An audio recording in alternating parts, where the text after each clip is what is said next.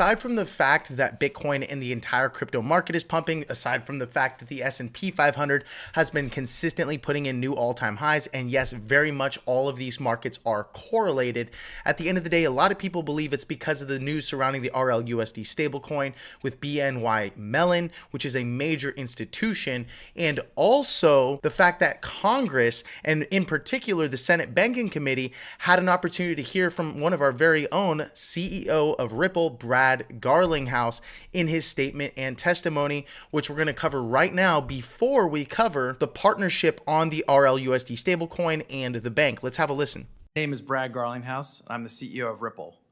Ripple has approximately 900 employees across our 15 offices worldwide. We were founded more than a decade ago with a mission to enable the Internet of Value, a world where money moves like information does today. We build software products that power cross-border payments, stablecoins, and digital custody. Ripple helps financial institutions reduce friction, unlock efficiencies, and serve their customers better. These are not abstract concepts. We work every day with banks that rely on our technology to deliver real results in the global economy. Ripple leverages the XRP ledger, a decentralized, battle-tested, open-source blockchain, as well as its native digital asset, XRP, to facilitate payments. XRP is built to enable fast, low-cost, and highly scalable transactions. From the start, Ripple made the deliberate choice to work with policymakers and regulators, not around them. We have taken a compliance-first approach, operating with over 60 payment, service, crypto, and money transmitter licenses domestically and globally.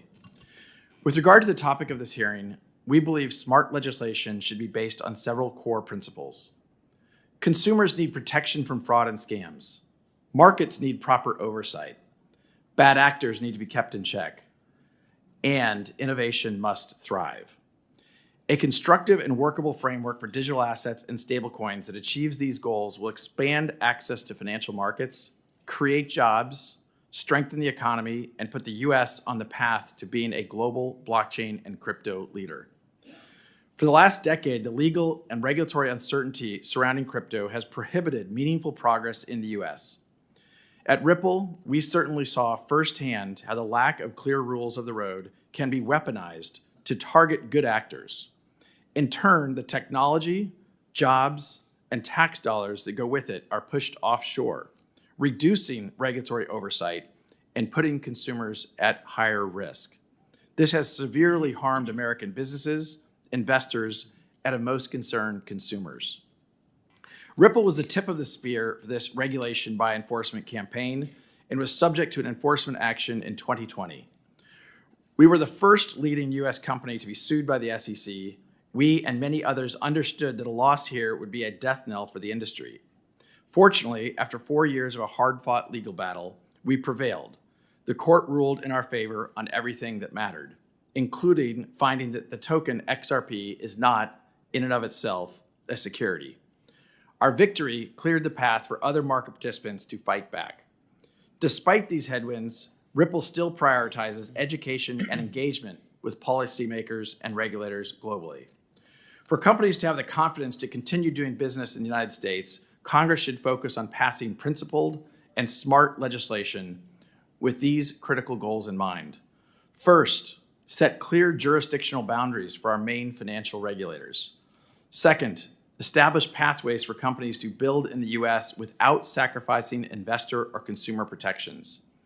And third, ensure that the U.S. can be a global leader in crypto by taking full advantage of the benefits and efficiencies brought by digital assets and blockchain technologies. The U.S. possesses the world's deepest capital markets, the most advanced technical talent, and a spirit of innovation that has powered our nation since its founding. There is no reason we should not be the undisputed leader in digital assets and blockchain. Over 55 million Americans participate in the crypto economy today, equating to over a $3.3 trillion market cap. A smart regulatory framework for crypto market structure is essential to realize that future and is overdue.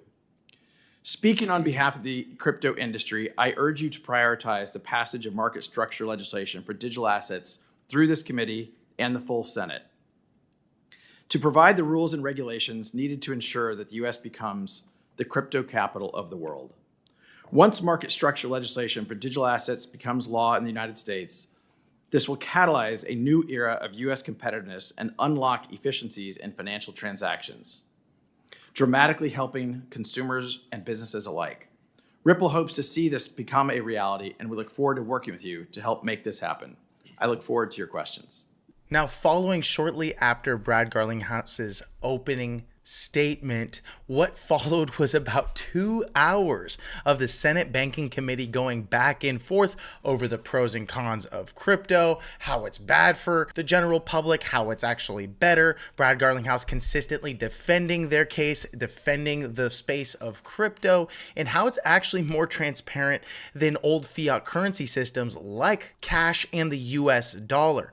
But ultimately, the market didn't really care. They saw this as a huge win for Ripple and for the entire space. And again, that has now showed up on the chart. Combine that with the fact that real world assets are now going to become a class of their own, supported by stablecoins, and much of that money and volume starting to find its way into the RLUSD stablecoin. Again, going back into March of this year, RLUSD was sitting at about $53 million and is now sitting at a 10x that of $500+ million, which will be custodied now by BNY Mellon. And a partnership of this size is absolutely insane, considering right when you go to bny.com, which is their website, they are a global financial services company that oversees more than $53.1 trillion in assets, and that's as of March 31st of 2025. I expect that this has only stayed the same or even grown a bit, but they've been in business for over 240 years. If there's any incumbents in the world of banking, it's BNY. Now, let's not get this confused with the fact that they are not considered an asset manager like BlackRock, whose business oversees about $10+ trillion, but they're actually managing it. They're moving the funds themselves. BNY Mellon simply holds or custodies $53.1 trillion in assets in a very secure manner for all of their clients. So it's a different business model. And so personally, I believe that the reason they're going to BNY Mellon and not someone else is because with an asset size as large as $53 trillion provides a lot of opportunities for the RLUSD stablecoin to play a major role in their business model surrounding real world assets and eventually things like real estate, bonds, and all sorts of other financial products and assets. And so many believe that now Sandy O'Connor played a major role in securing this deal and actually opening the corridor for something like this to happen, considering she serves on the board of Ripple and is a chair of the board of the BNY Mellon Government Securities Services Corps, which is again directly available on the bnymellon.com website.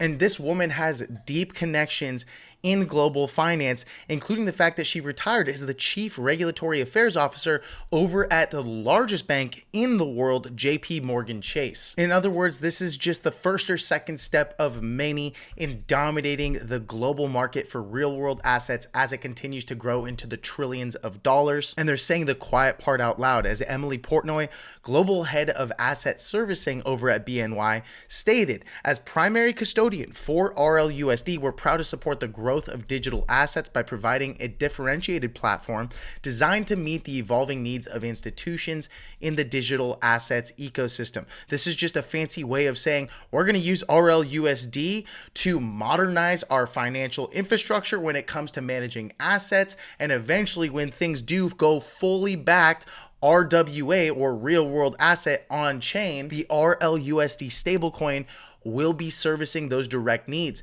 And again, you have to remember that RLUSD runs on the XRPL, and every single one of those transactions will benefit the XRP token. So this is truly tremendous when we're talking $53 trillion of assets. So